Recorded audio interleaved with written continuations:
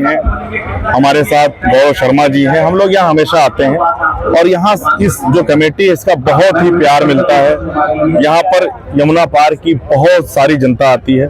हम लोग आम आदमी पार्टी की तरफ से, अरविंद केजरीवाल जी की तरफ से एक प्यार भरा संदेश लेकर आते हैं और मुझे लगता है कि जो प्रभु राम का जीवन है वो अपने आप में एकता की एक मिसाल है। सच्चाई, ईमानदारी, त्याग, तपस्या उसकी एक मिसाल है। आज अरविंद केजरीवाल जी की सरकार भी लगभग उसी तरीके से सब कुछ कर रही है। सच्चाई पर, ईमानदारी पर, त्याग पर, तपस्या पर खरी उतर रही है। और आपने देखा कि अरविंद केजरीवाल जी को जब जेल भेजा गया, वहां पर से वापस आने के बाद उन्होंने कहा कि अगर हमारे ऊपर जो आरोप लगाए गए हैं, अगर हम भ्रष्टाचारी हैं, तो हम जैसे प्रभु राम ने अपने जीवन में किया था उसी तरीके से वो करने के लिए तैयार है। उन्होंने कहा कि मैं इलेक्शन के बाद मुख्यमंत्री की कुर्सी पर बैठूंगा। उन्होंने रिजाइन दिया। मुझे लगता है कि यमुना पार की एक बहुत बड़ी रामलीला है और हम सारे लोग यहाँ आते हैं और आप सबके माध्यम से मैं पूरे रामलीला कमेटी को बधाई देना चाहता हूँ। धन्यवाद। कहना है कि जो यहाँ पर दर्शक आते हैं वो सच बात यह है कि रामलीला का मंचन देखने आते हैं। जो पॉलिटिकल पार्टी के लोग आते हैं वो मंच को बहुत देर तक घेर के खड़े होते हैं। उससे लोगों को जाहिर सी बात है, हम लोग भी बचपन में जाते थे और जब देखते थे कि लोग मंच पर बहुत देर तक खड़े तो हम लोग नीचे से बोलते थे भाई हट जाए यार, अब रामलीला होने दो। तो मेरा कहने का तात्पर्य वही है कि यहाँ पर जितने भी लोग आते हैं, हर आदमी चाहता है कि सामाजिक कार्यों में हिस्सा ले। पर मेरा मानना है कि जो भी पॉलिटिकल पार्टीज के लोग आते हैं या जो भी लोग आते हैं, जाहिर सी बात है वो प्यार के साथ यहाँ आते हैं, एक श्रद्धा के साथ यहाँ आते हैं, लेकिन उनको मंच पर कम समय व्यतीत करना चाहिए, हमारा मानना है। का विषय है और हमारी सदियों पुरानी परंपराओं को पीढ़ी दर पीढ़ी आगे ले जाने का विषय है।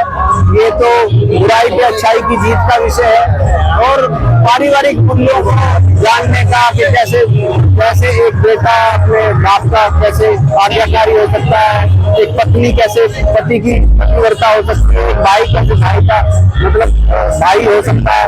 वो सब हमारा संस्कृति है, उसको आगे बढ़ाने की जो मंचन है ये सदियों से चला रहा है। ऐसी जगह आकर हर्ष और खुशी हो सकती है। यहाँ पे आए तो कितना अच्छा लगे। आपने खुद बोला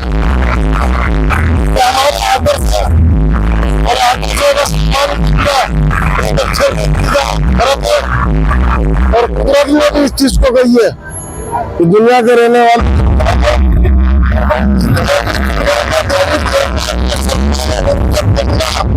इस दुनिया के रहने वाले इंसानों का फर्ज है, हमें संस्कार दे के गए, हमें जीने का तरीका दे के गए और ये हमने अपने बड़ों से सुना और सीखा। तो रामलीला में आना कोई गुनाह नहीं है। अखंड भारत जब ही होगा जब हम सब मिलकर राम की लीला देखेंगे, ईद पे गले मिलेंगे, दिवाली पे मिठाई खाएंगे, बहनों से राखी बनवाएंगे। ये अखंड भारत जब होगा, जब हम कहते हैं कि राम राज होना चाहिए तो राम की लीला देखनी जरूर चाहिए। राम लीला जब देखी जाती है तो अंदर से क्रोध खत्म होता है, हिंकार खत्म होता है, बुराइयां खत्म होती है। आप सभी लोगों से तो बुराइयों को खत्म करने के लिए राम की लीला को देखना है।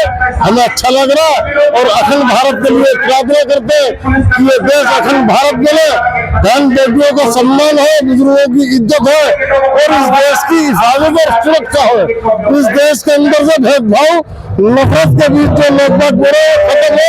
अखंड भारत के लिए प्रार्थना करें।